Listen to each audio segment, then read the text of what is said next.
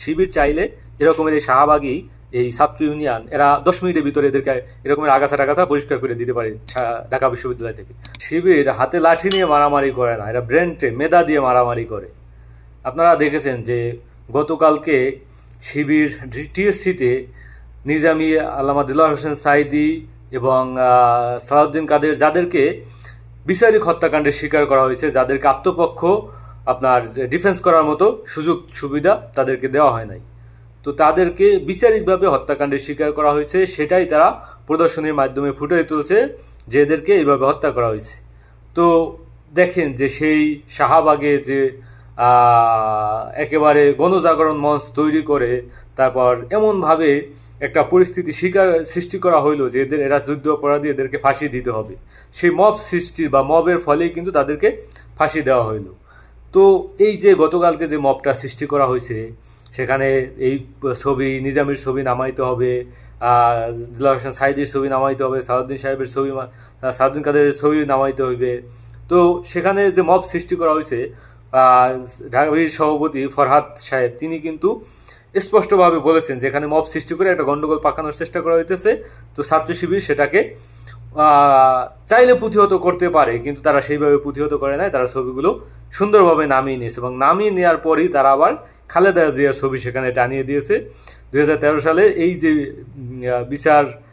বিচারিক হত্যাকাণ্ডের শিকার হয়েছিল, সেগুলো নিয়ে খালেদা জিয়া কি উক্তি করেছিল, কি কথা বলেছিল, সেই কথা তার হুবহু একেবারে লেখা পোস্টার আকারে আপনার খালেদা জিয়ার বড় ছবি করে তারপর দিয়ে দিছে যে এখন নামাও, এখন তোমরা কিভাবে নামাবা।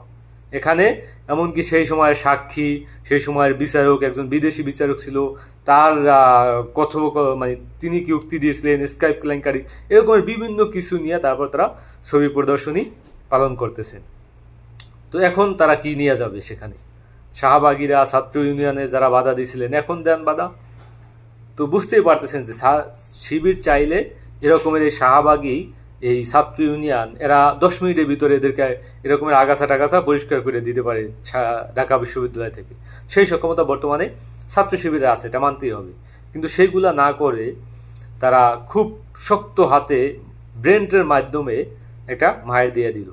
এবং আমি দেখলাম যে ওই যে মব সৃষ্টির সময় যে উত্তল ছিল ছাত্র শিবিরের নেতাকর্মীরা, সে সময়ে ছাত্র শিবিরের ফরহাদ যে একটা কমান্ড দিল যে সবাই থামো, শুধুমাত্র বলছে সবাই থামো, ছাত্র শিবিরের নেতারা বা ছাত্র শিবিরে যারা করেন তারা 1 সেকেন্ডের ভিতরে সবাই থেমে গেল, একটা শব্দ পর্যন্ত করে না।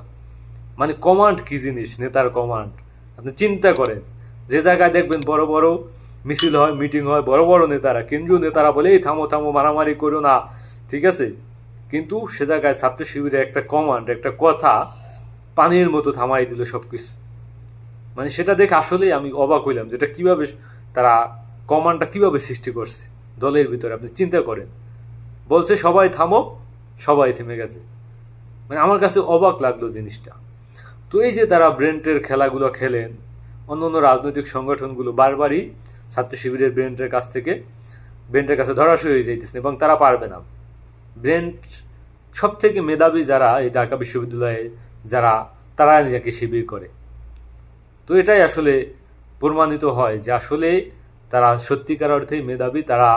তাদেরকে মব সৃষ্টি করে তোমরা সাঈদী নিজামীর ছবি নামাইতে পারো, কিন্তু সেখানে খালেদা জিয়ার ছবি দিয়ে, খালেদা জিয়ার কথোপকথন দিয়ে, সাক্ষীর কথোপকথন দিয়ে, সাক্ষীর উক্তি দিয়েও নিজামী এবং সাঈদীকে প্রদর্শন করা যায়। আসসালামু আলাইকুম।